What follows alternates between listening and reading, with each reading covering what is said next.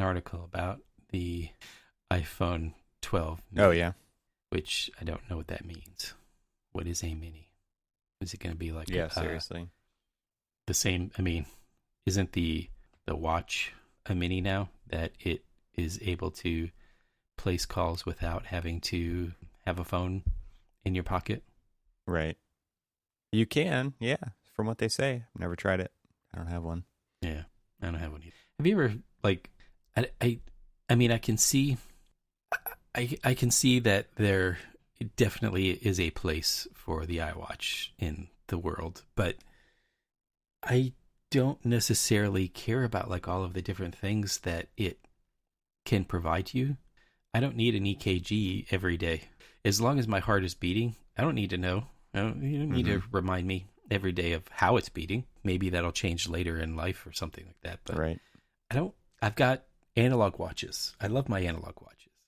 And what's funny is that, when I'm wearing my analog watch, I still look at my phone for the time.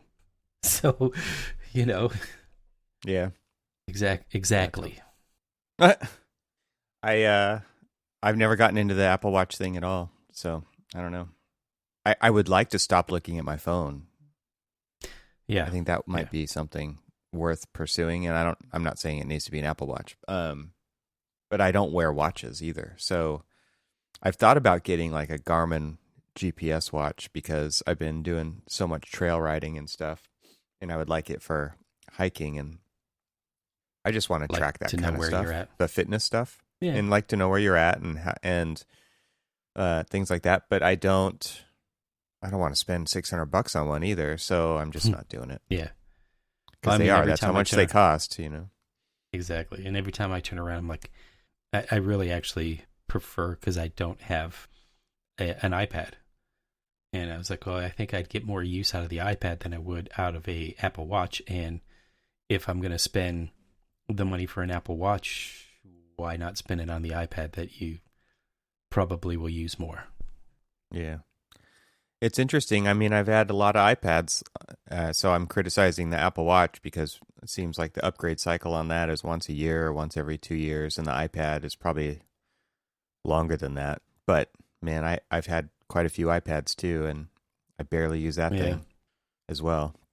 So, but, to be quite honest with you, I mean, I'm currently sitting at my work desk, and I have a PC and 2 monitors and a Mac.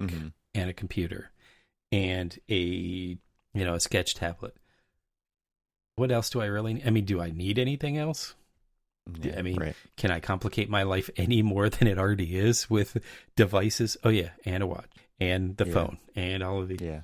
I think when I sent you a shot of, and this was before I kind of like changed things out and have the Mac on the desktop as well as the laptop, the PC.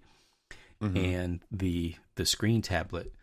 So now I literally have 5 screens plus the phone to stare at. That's kind of overload. That's too much. I don't think my mind really can handle that kind of information overload.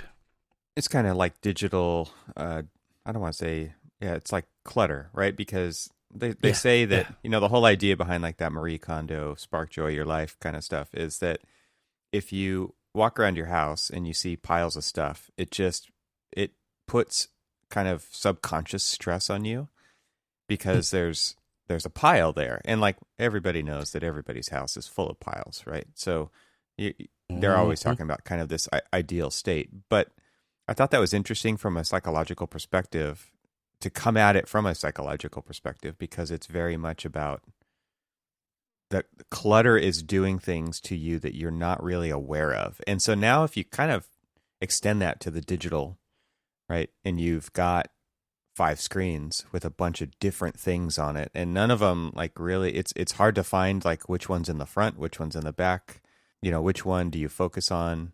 Are the other ones, are they all equal as far as importance goes and what you need to pay attention to? That, man, I bet it's doing the same thing, and it might even be worse, because not only is it's not just a static pile, it's dynamic content with notifications and all kinds of stuff. Well, okay, so I have email up, and I've got maybe a Word document or an Excel file, and I've got Revit up, and I've got Bluebeam up, and I've got all of these different things up, and I'm kind of like jumping back and forth between all of these different things. And so you're not really jumping at all. Your eyes are darting around. Yeah. And it's just, so I have all of this information coming in, and I always question it. Am I like really giving the one task, it's like prioritizing the tasks, and am I giving that one all of its due so that I can get that one done right and I can go on to the next one? Yeah. Yeah. So, well, that's why there was such a big push on the Mac at one point to do these full screen apps, right? And they learned that from the iPad and the iPhone, because it actually did take away from the distraction of the other stuff. And obviously it comes down to personal behavior as well, because you have to stay disciplined to stay in the thing and get into a flow state so that you're actually putting the, like you said, like putting the due where it's due. Like it's got to be, because all these little windows that are overlapping each other, and they're all kind of similar colors, and like I said, there's no real priority to any of it, that all of a sudden it becomes really hard to stay in one place. And so are you really being effective? Exactly. And what makes it even worse is I'll dock, because I've got like larger screens. So I've got 2 of those, and then I've got a 15-inch monitors for everything else, and I can even have the tablet as a monitor itself. And so I'm docking, like I've got Word on one half of the screen, and I've got Excel on the other half of the screen. Then I've got my email and all that other stuff on like the tablet screen, so that I can have on a full screen Revit and on another full screen Bluebeam, so that I can like look back and forth and compare things and make sure that I'm like coordinating things properly and all this other stuff. And so I'm like, I've taken my 5 screens and I've turned them into potentially 10 screens, and it's just like, and I have all of those minimized apps, and it's just like, holy crap, how can your brain stay up and focused on that thing? Maybe there is something to the more analog world of just focusing on a task that you can do with your hands, whether it's your hands and turning a wrench, or your hands like moving a pencil. At least you're kind of focused on that task and that performance of the task,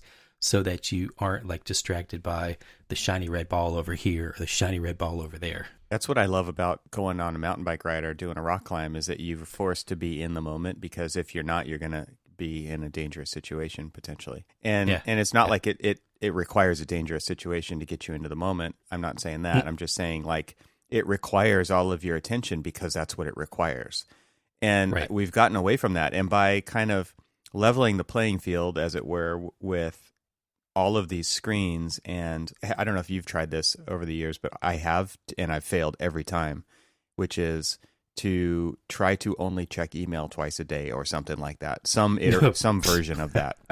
Like actually quit the app so that it can't be bonging in the background and letting you know, like teasing you, right? Like, hey, nudge, nudge. This thing's happening over here. Somebody else just threw something in your to-do list, right? Which is bananas, right? That's what it is. It's somebody else's to-do list for you, and you check it like a slave. Well, and I don't know if it's my diluted notion of my particular position and the job that I have to perform on the project, that, I need to be available every second of every day during the work hours and make sure that everybody has, but I mean, this was a good example this, past week. We had what's called the tech review meetings with the owner and their facilities department, and throughout School of Medicine and everybody else, all basically review our documents, write out comments that they would like to review with us to make sure that we're all on the same sheet. So had those meetings, and people were like, bombarding me with emails. Now, it was actually a light week of emails, only because a lot of the people who would normally be emailing me were in those meetings as well. But, people were like, hey, I sent you this email. Did you get a chance to look at it? I'm like, you know where I've been. You know what I'm doing. I mean, if I'm super hyper focused on looking at like these, like Zoom chats or things like that, I'm not going to actually be in the moment of providing the client with what they deem is the more important thing, is my attention. And so, it's just like, no, I didn't get a chance. And they're like, oh, well, I was looking for some input on this. I'm like, Okay. Yep. And you just don't just get it back by default, like because you wanted it. Right.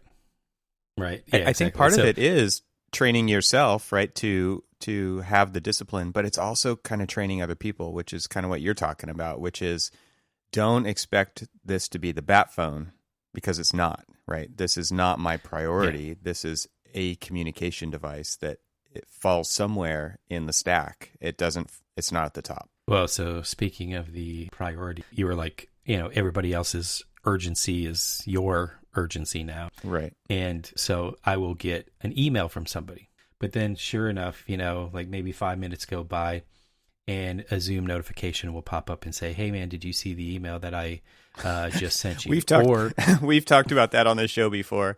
And like how annoying that is when somebody sends you an email and then walks over by your desk and says, hey, did you get my email?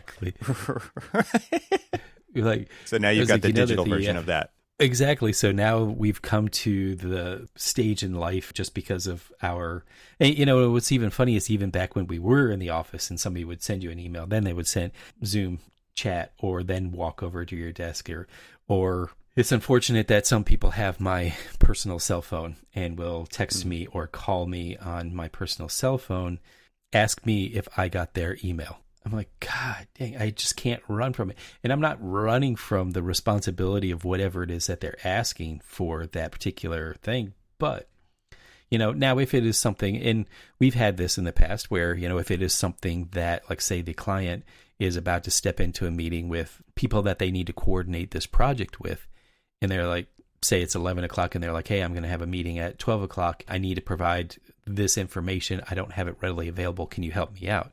Of course. I mean, that's a drop everything, help them out, because one of the benefits of our practice is providing a service for our clients, and we're there for them, and so that they will come back to us. I mean, the best marketing tool is word of mouth, right? And so they're like, okay, well, Evan, at least he's there and focused on what I need. Those are great, but I mean, it's come to the point right now where it feels like it's so abused to the point where you're almost like, what else can I actually do project-wise? I mean, people are like, hey, Cormac, can you take a look at this? I'm like, I don't think I can because you've asked me to look at this and somebody's asked me to look at that and somebody's asked me to look at this and somebody's asked me to look at that and I need to answer these emails and then I need to respond to all these comments and then I need to do this and I got a bunch of RFIs come in and blah, blah, blah, blah, blah, blah, blah, blah, and it just stack. And you're just like, I start off every day prior to like actually firing up Zoom. So I will like go through emails and I will prioritize, like say I miss like a day of emails or 2 days of emails and I'll go through and I'll prioritize who needs what and are people just copying me on things or do they actually like need something specific from me? And I'll write it all down with the intent of getting to all those things. And then I have my little highlighter and my pencil where I can kind of like go through my little notebooks because what's even more is I have, all of these digital screens and I have, and this, countless notebooks floating around my desk. I have just the regular old legal pad. And then I've got 2 different field notes and then I've got, all these other things. So I'm like writing stuff down or sketching something out or doing something so much that now those say 2 to 3 notebooks are 2 to 3 additional screens. But I think in the notebook, the reason I always rely on the analog writing things down in the notebook is because if I write it down, I actually remember that it's something that needs to, have attention, brought to it. So do you, when you go back and like cross things off, do you then, if you don't cross something off, move it to a new page? Or like, what's your kind of your own personal style of, because you never do everything, right? True. There's just no way to do it all.